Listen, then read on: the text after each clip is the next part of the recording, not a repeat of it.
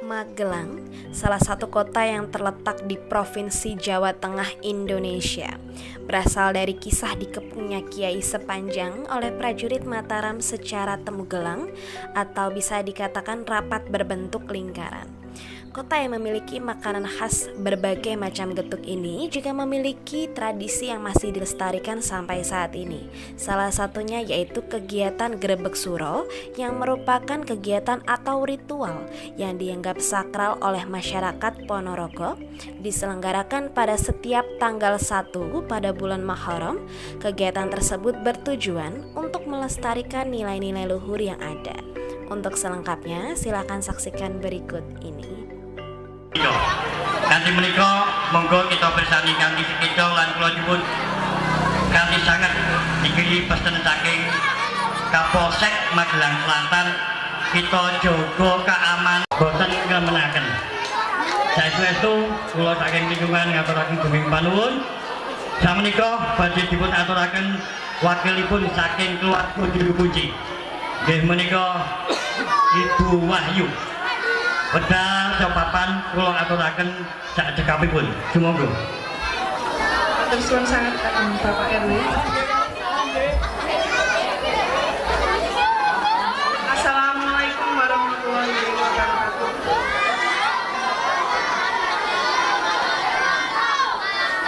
Ingkang terhormat Bapak Ibu sedaya pamirsa lan ugi daya ulum-uluman lan sedaya ingkang sampun rawuh wonten mriki. Ingkang sepindah monggo ngaturaken sedaya syukur dhateng Allah Subhanahu wa taala damel sedaya nikmat ingkang sampun dilimpahkan kalih kita. Mila kita berkesempatan kepanggih wonten acara Grebeg Suro Gunung Tidar.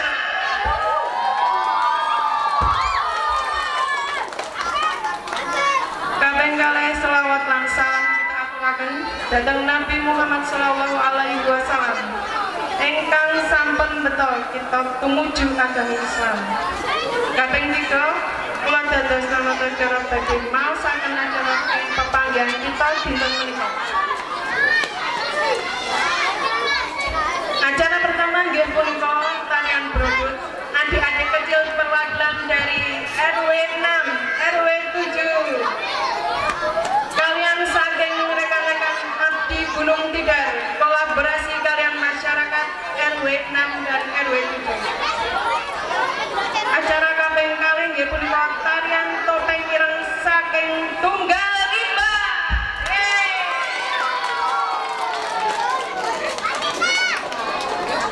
Kalian kolaborasi saking Laura.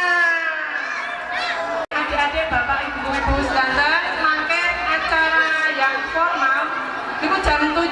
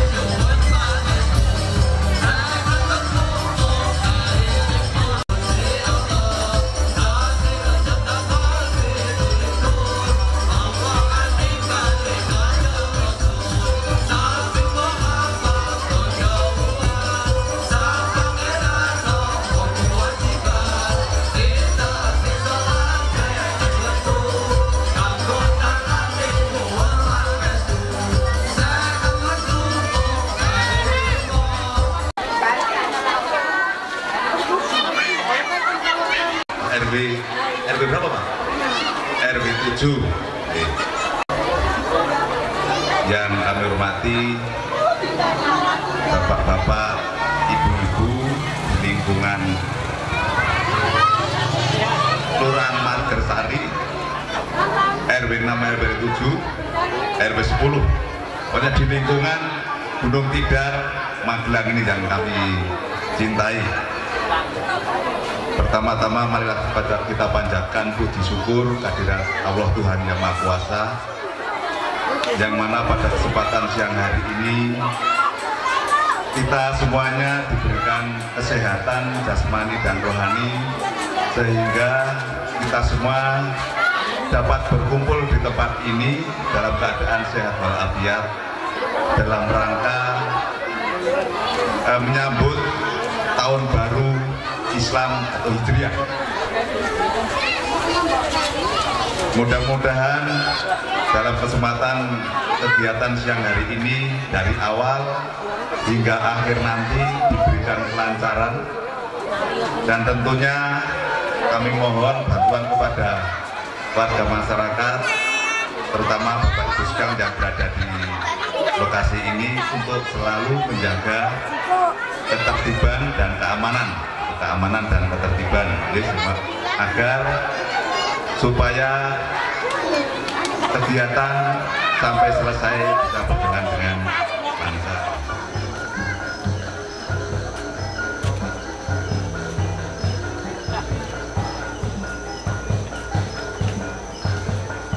Mendekati Pak, kepala mendekati titik 0, mendekati gelombang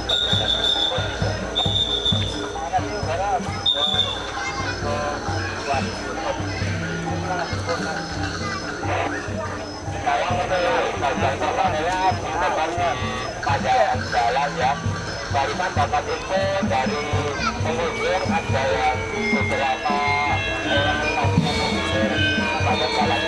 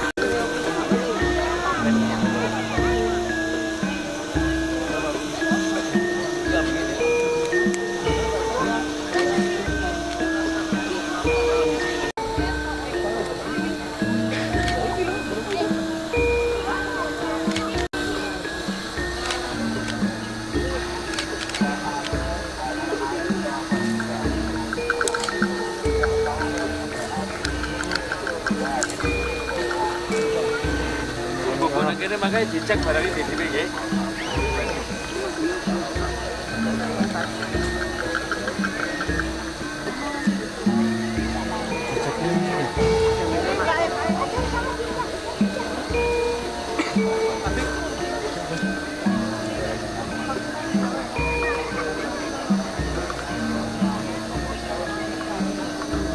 Dicek barangnya gimana ya? Terlihat aja.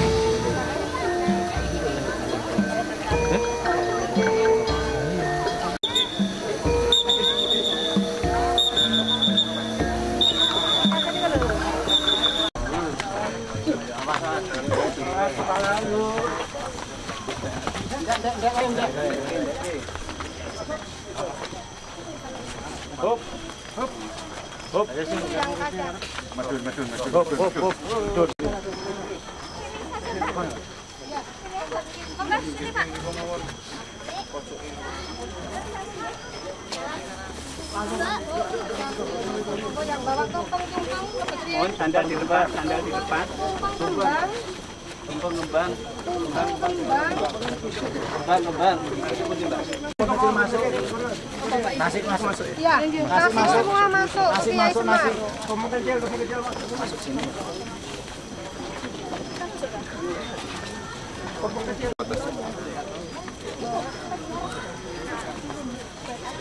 Bagian kanan kiri.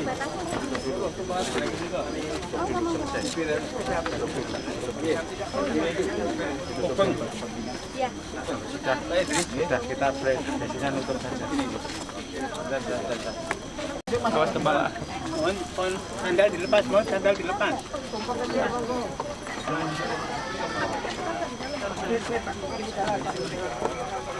Ya sandal dilepas.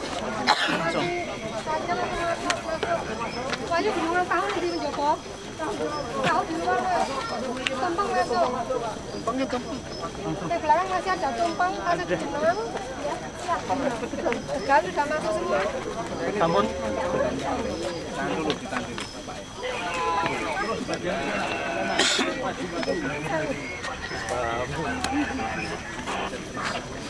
Bangun, namun cekap. Oh lagi, ini kau unjuk untuk itu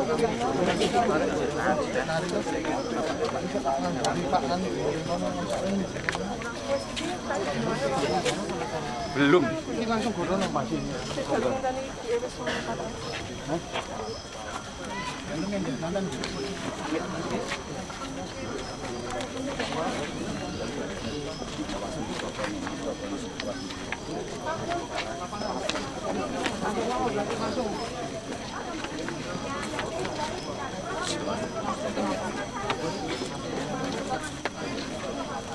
Mohon sandal dilepas.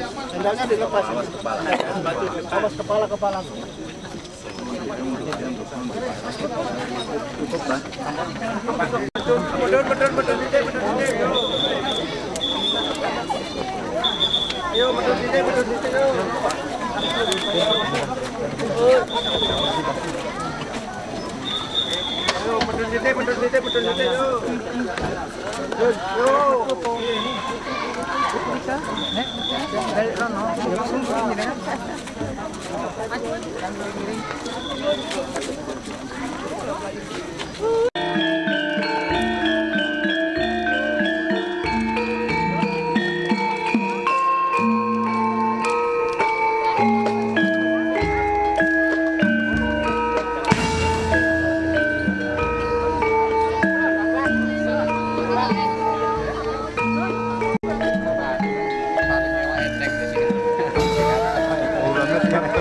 Ini bukan nah.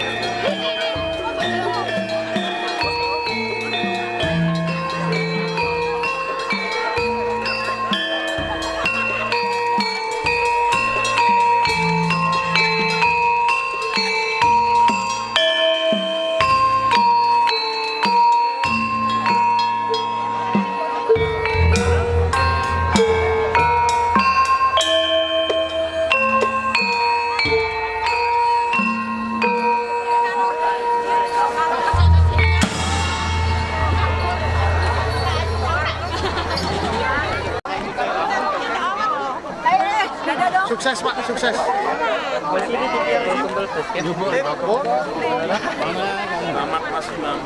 Ngahil. Sukses Pak. Sorry sibuk. Raisa diganggu. Cari ya. Enggak ganggu enggak. Sukses Pak. Selalu. Datang terus Pak seperti ini agenda. Besok wayangan geden Pak kita. Ya. Ya. Perkenalkan, nama saya Mbak Tari. Saya mewakili dari keluarga Juru Kunci dan saya putri yang pertama. Mungkin ada yang mau ditanyakan.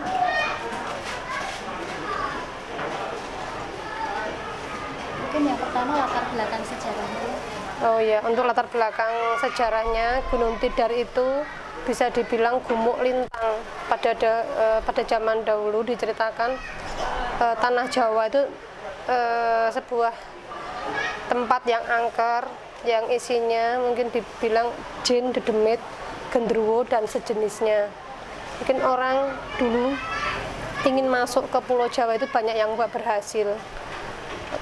Kegagalan itu dikarenakan mungkin karena salah satunya dimakan binatang buas atau hilang secara gaib. Tapi sudah ada penduduk yang tinggal di Pulau Jawa, mungkin dari golongan animisme yang penyembah berhala atau bersekutu dengan lembut. Di orang yang masuk ke sini banyak yang hilang, dan Gunung Tidar itu dibilang jalmo moro jalmo mati. Tidar nek ramati ya modar. Itu agak kasar, tapi ceritanya seperti itu, dari kata tidar, kalau nggak mati ya modar. Di Gunung Tidar itu ada 3 makam. Dari bawah itu makam Syekh Subakir, nanti naik 50 meter ada makam Kiai Sepanjang, terus naik lagi ke lapangan ada salah satu yang dipercaya sebagai pakunya tanah Jawa, bentuknya kecil sekitar 2 meteran, warna putih. Nanti belok ke kiri, yang paling ujung makamnya berbentuk tumpeng nasi kuning, itu makom Eyang Ismoyo Jati atau Kiai Semar. Untuk Syekh Subakir sendiri diceritakan beliau salah satu waliullah generasi pertama sebelum Wali 9 yang ditugaskan dari Sultan Turki, Sultan Muhammad I, untuk menumbali tanah Jawa dan syiar agama Islam di Pulau Jawa. Dan sudah diutus beberapa utusan dari wali dari Turki, tapi banyak yang nggak berhasil.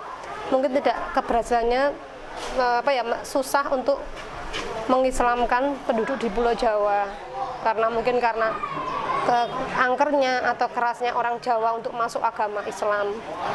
Sampai di Pulau Jawa, Syekh Subakir namanya bertamu di tempat orang. Beliau permisi dulu sama yang punya tanah Jawa, yaitu Danyang Semar atau Kiai Semar atau Eyang Ismoyo Jati, mungkin bisa dibilang Eyang Bodronoyo, Sabdo Palon, itu nama-nama dari satu orang, tapi beliau mempunyai beberapa nama, tergantung memposisikan beliau saat ada atau saat berada dengan siapa-siapa.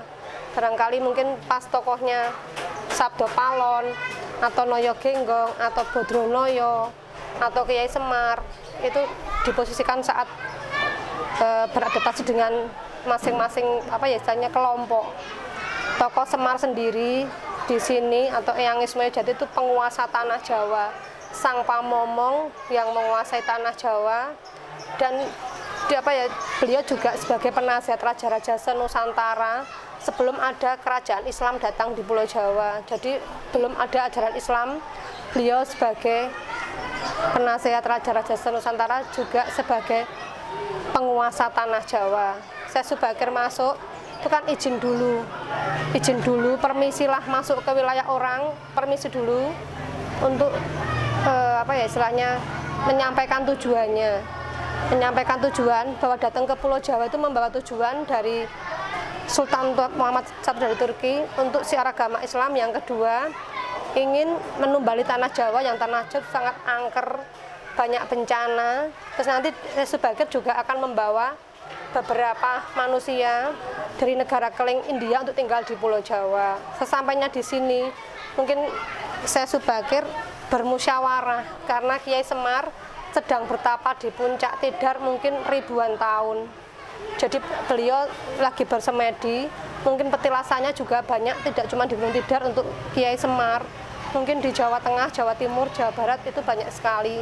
Ada di Alas Purwo, Alas Ketonggo, Gunung Sandu Cilacap, Dieng, Pelabuhan Ratu, Puncak Songolikur, Pamenang Kediri, dan mungkin masih banyak lagi petilasannya. Karena beliau juga ditokohkan sebagai tokoh dewa. Mungkin yang masuk ke makam Kiai Semar tidak semua orang Muslim. Jadi Kiai Semar juga dipercaya dari beberapa umat, dari beberapa keyakinan, mungkin dari orang Hindu, Buddha, Kejawen, Kapitayan, Nasrani, Muslim, semua masuk ke sana dan mempercayai sesuai dengan versinya masing-masing untuk Kiai Semar. Setelah sampainya di Gunung Tidar, saya Subakir menyampaikan tujuannya dan bermusyawarah. Mungkin kalau ada yang bilang peperangan, itu mungkin saya itu sudah salah ya Pak ya. Itu kalau menurut orang tua saya itu hanya berdialog, bermusyawarah. Bagaimana caranya bisa membawa ajaran Islam di tanah Jawa. Dan Kiai Semar mempunyai persyaratan. Silakan kamu membawa agamamu di wilayahku, tapi jangan ada paksaan. Mungkin orang-orang yang sudah tinggal di Pulau Jawa sudah memeluk agama lain, tidak mau memeluk agama Islam, jangan dipaksa untuk masuk Islam. Yang kedua, jangan meninggalkan adat istiadat tradisi orang Jawa. Nah, itu cuma pesannya seperti itu, dan saya Subakir mau bermusyawarah dan menyanggupi persyaratan dari Eyang Ismoyo Jati atau Kiai Semar. Setelah itu saya Subakir baru bisa siar dan menumbali tanah Jawa. Bisa diceritakan saya Subakir membawa batu hitam yang sudah dirajah, ditanam di Tidar. Kalau lokasi yang valid ya, saya kurang tahu, tapi diceritakan membawa tumbal yang berbentuk batu hitam yang sudah dirajah. Mungkin kayak di Asma gitu loh Pak, ditanam di Gunung Tidar, dan seketika itu mungkin kayak jin, demit, genderuwo itu pada nggak kuat dengan kekuatan yang ditanam saya Subakir. Jin, demit, genderuwo yang tinggal di sini banyak melarikan diri ke Laut Kidul, Gunung Merapi, Alas Purwo, Banyuwangi, jadi menyebar. Akhirnya saya Subakir baru bisa siar agama Islam di Pulau Jawa, khususnya di wilayah Gunung Tidar. Dan di sini cuma petilasan. Selesai tugasnya beliau di tanah Jawa, beliau melanjutkan lagi perjalanan ke Jawa Timur, mungkin ada petilasan juga di daerah Jenu Tuban sama di Candi Penataran Blitar. Kalau makamnya ada di daerah ada dikembalikan negaranya, yaitu mungkin sekarang Iran, kalau dulu mungkin Persia. Dan jasad di sana, kok ini hanya petilasan. Makam itu kan petilasan. Kalau makam itu jasad, kalau makam itu pernah pernah singgah. Untuk Kiai Sepanjang kita beberapa versi ya. Versinya yang pertama Kalau dari Muslim itu salah satu muridnya Kiai Semar, sebelum ada Islam masuk, berguru dengan Kiai Semar, gelarnya Joko Sepanjang. Setelah belajar dengan Syekh Subakir, mengetahui agama Islam itu baik, berguru dengan Syekh Subakir, gelarnya Kiai Sepanjang. Terus kalau dari golongan kejawen yang sowan ke situ, itu dipercaya di situ adalah penjelmaan dari tombak Joko Satru dengan tombak Joko Lengkoro. Terus yang dari situ ada orang-orang Tionghoa yang selamatan tadi siang sudah ada ya Pak, yang ke Kiai Sepanjang untuk selamatan malam 1 suro, dipercaya itu kalau dari orang Tionghoa itu namanya Panglima Siopan Siang. Itu kita ada 3 versi, tiga keyakinan dari masing-masing umat yang percaya di situ mungkin leluhurnya. Mungkin sekilas dari makam-makam yang di Tidar. Untuk Kiai Semar juga petilasan, bertapa di Puncak Tidar, mungkin melanjutkan pertapaan lagi di lain tempat di Jawa Tengah, Jawa Barat, dan Jawa Timur. Kemudian untuk kegiatan Gerbek Suronya sendiri, ini mulai kapan dilakukan Gerbek Suro? Gerbek Suro sudah dilakukan semenjak bapak saya masih sugeng ya Pak. Mungkin kalau sekarang ya mungkin sekitar bisa dibilang almarhum orang tua saya sudah 2001. Terus saya meninggal sudah lebih dari 35 tahun, 40-an tahun lah Pak. Kalau almarhum bapak saya rasa dari kecil itu sering sampai ada kegiatan wayang kulit.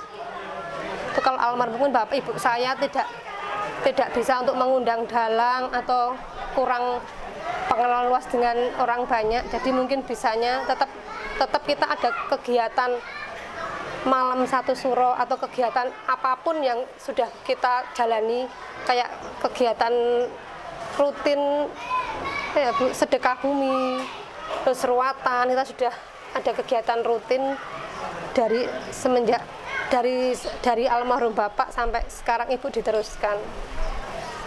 Mungkin bisa 3 bulan sekali, kayak bulan ruahan, nanti saparan, maulutan, suronan, itu kita ada tradisi yang kita jalankan hanya melestarikan budaya Jawa biar tidak punah dari perkembangan zaman sekarang yang sudah modern, meninggalkan adat istiadat orang Jawa. Kalau sebelumnya semisal pada masa Islam atau masa Hindu Buddha, apakah ini sudah dilaksanakan kegiatan suronan di Gunung Tidar sebelum penjajahan begitu? Kalau sebelum penjajahan mungkin dulu kalau leluhur orang tua saya itu cuma kayak tumpengan itu ya Bu ya, cuma mengadakan tumpengan karena dulu sebelum senyaman ini jalan naik, kondisinya masih tanah liat semua, makam juga masih belum ada penerangan, juga sangat-sangat gelap, dan kalau malam ya cuma terbatas aja, tapi tetap kita melakukan tumpengan. Mungkin cerita dari almarhum tetap Babu tetap namanya malam tahun baru Islam, tahun baru Jawa itu mesti mengadakan ruat bumi, sedekah bumi semampunya dari keluarga Mbah Buyo dulu, pakai almarhum.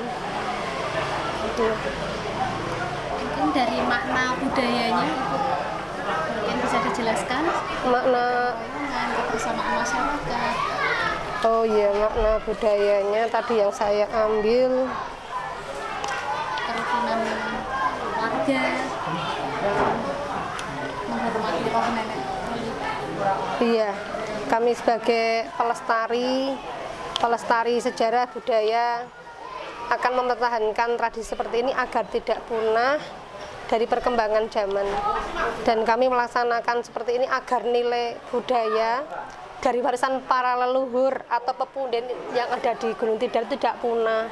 Tujuannya kita hanya mempertahankan tradisi nilai budaya agar tidak punah aja Bu. Kalau dari warga sini dengan kegiatan seperti ini,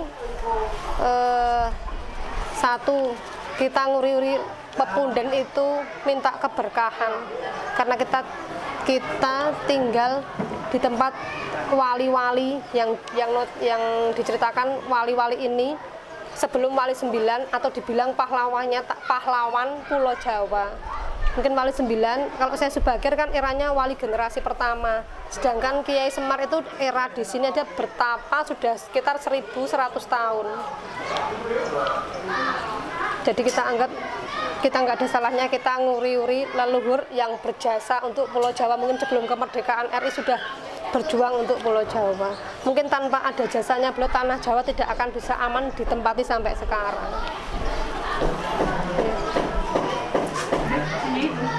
Ada lagi Mbak? Kegiatan tahap kegiatannya. Kalau makna tumpeng itu secara Jawa itu artinya tumpeng, metu dalan sing lempeng. Kita ngambil artinya seperti itu, tumpeng, metu dalan sing lempeng. Kita berjalan di jalan yang benar. Terus jejere kawula itu istilahnya piantun gesang gayuh laku sampurna kanthi laku utama. Kalau Jawanya mungkin arti bahasa Indonesianya seperti apa ya Mbak? Tumpeng itu memperlambangkan pertanda orang hidup kehidupannya gayuh menggapai kesempurnaan dengan jalan yang benar.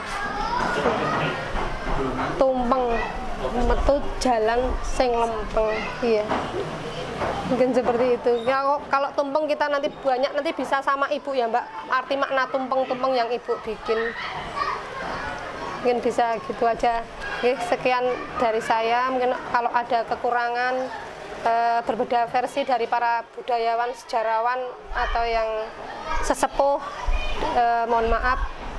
Kita hanya dari tutur penutur almarhum juru kunci bapak saya yang dulu lahir tahun 1919.